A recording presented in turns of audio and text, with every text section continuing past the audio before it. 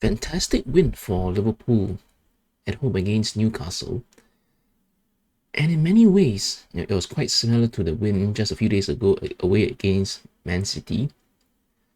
On the ball, Liverpool were patient. They took their time.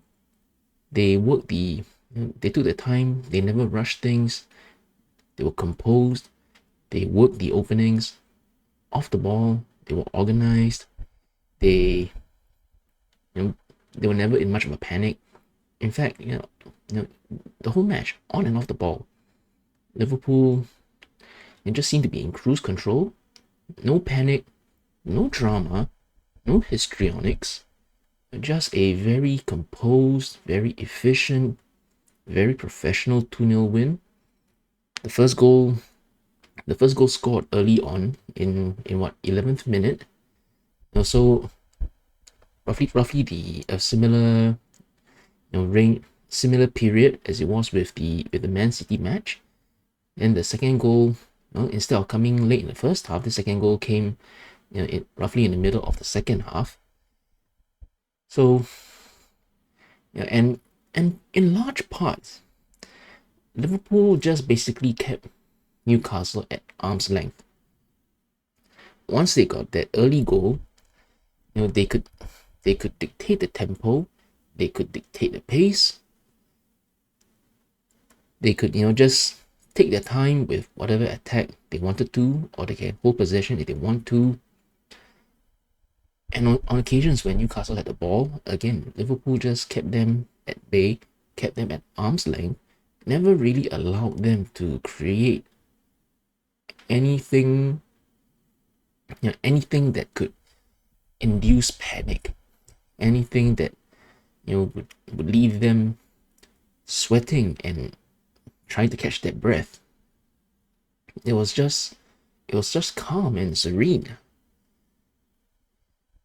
And the result of this match, combined with Arsenal's draw away at Nottingham Forest, means that now the title race, or rather the gap between the two of them, stands at 13 points, albeit with Arsenal still having a game in hand.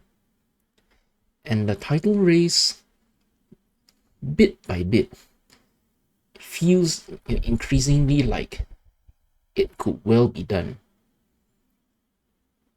Just 1 week ago, Liverpool dropped points away at Aston Villa. And of course, there were some questions of whether Arsenal could try and claw some of the points deficit back.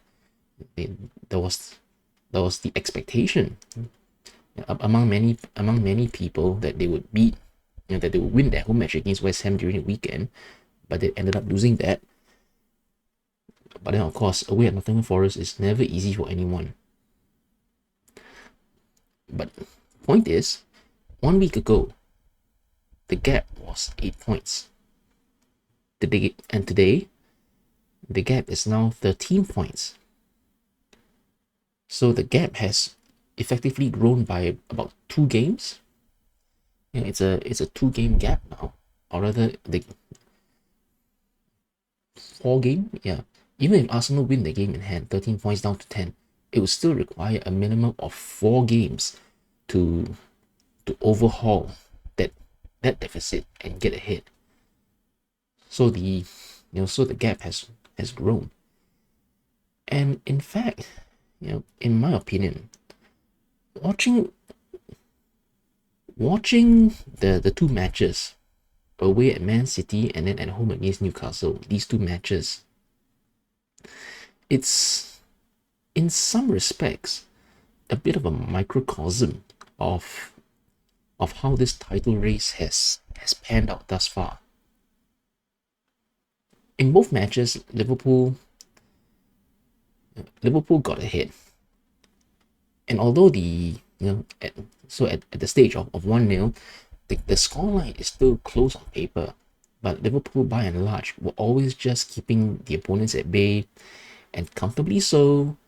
And then when the opening presented itself, Liverpool scored that second goal to secure the result. Likewise, in the title race, Liverpool got to the top of the table at the start of November.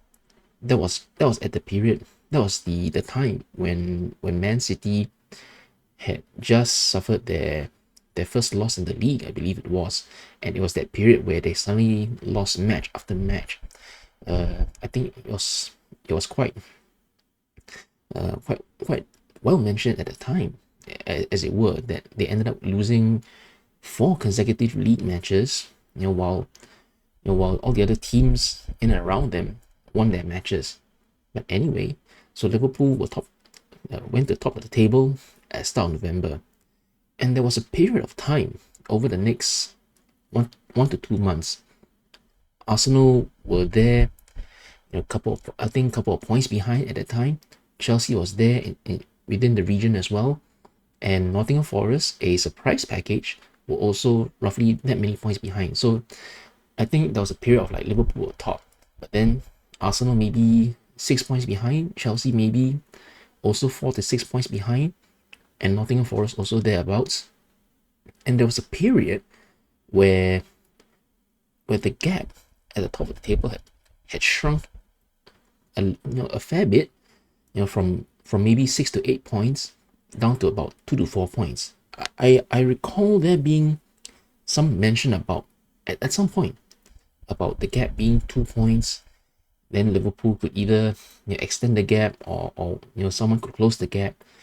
So this was the December period where there were lots and lots of league matches being played. So and of course the kickoff times being staggered and stuff like that. So it's always you didn't have them playing at the same time. So it'd be like one could open a gap for a couple of hours, then another team has the chance to close it, or one team has the chance to close the gap for a couple of hours before someone else has the chance to reopen it. So as it were, at that time, Chelsea, Arsenal, and Nottingham Forest at various times during the period had the chance to close the gap and make a title race. But then, one by one, they fell away. The gap grew bigger and bigger. Then, as it turned to January, February, Liverpool's closest title rivals ended up being Arsenal by virtue of the other two gradually falling away. So there was a bit of a swing, sort of like the gap sometimes opened up, sometimes closed back in. The results would swing one way then another. But after all of that, as we now reach the end of February, the gap has grown once again 5 points and became 8 points, or 7 points, 8 points, then 11, and then now 13. And throughout this entire period, Liverpool were always top of the table. They always kept their rivals at bay. Whether it was just 2 to 4 points, or 5 to 8 points, or now 10 to 13 points, Liverpool always kept themselves ahead. And given the results of these two recent match days, both for Liverpool and for Arsenal, and the general feeling that the general feeling coming out after these matches, not just the results, but the way in which these results happened, it is now creating this general feeling that the race is done. Liverpool will continue cruising on. Liverpool were in cruise control. for large parts against both Man City and Newcastle. Arsenal, on the other hand, they struggled really badly to try and break down the low block, first of West Ham and then of Nottingham Forest. These two matches, they didn't score a goal. They lost that 1-0 against West Ham. So it's 1 point out of 6 from these two recent matches. And of course, Arsenal's forward line issues with player absences, injuries, etc., it has been widely talked about. It's very well documented, and the general perception is that these troubles will continue to hamper them until the absent players return. And then coming up for the next set of league matches. Okay, so this coming weekend is FA Cup weekend. Liverpool's not involved, so they get a bit of a break. Arsenal also not involved in the FA Cup. Then there is the Champions League round of 16 first leg, in midweek. So there is that to tackle, but that's another thing. Just speaking in terms of Premier League matches, okay, for the next match day, Liverpool are home against Southampton, and then Arsenal are away against Man United. Liverpool against Southampton, it's very hard to see Liverpool dropping points here. They are going to be expected to just cruise through this match, professional, straightforward, efficient, win this at home against Southampton.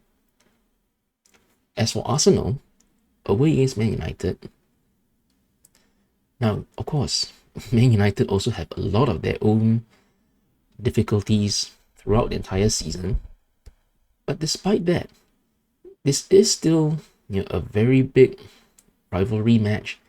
Man United and Arsenal have been big heated rivals for many years in the Premier League, and I think that despite the very big gap between the two teams, in terms of points in the table and their league positions, Man United are still a team, despite everything that's gone wrong for them, that's capable of rising to the occasion and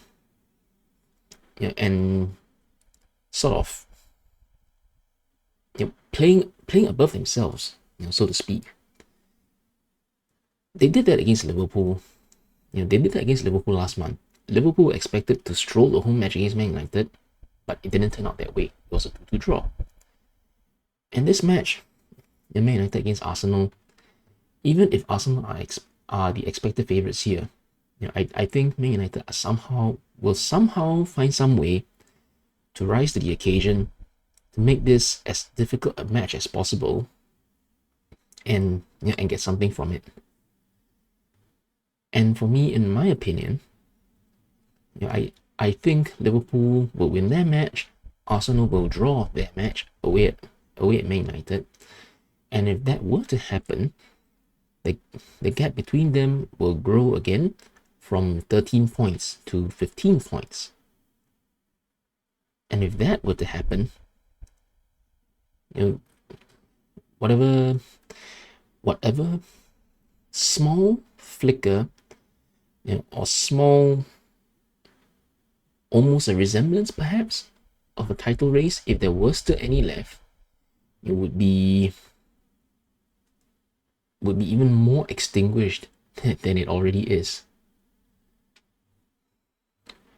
So yeah, I think in light of what has happened in these previous 2 match days, and what I think is likely to happen in the next, this title race could very well be run already, and Liverpool just need to be calm and efficient, Once again, no drama, no histrionics.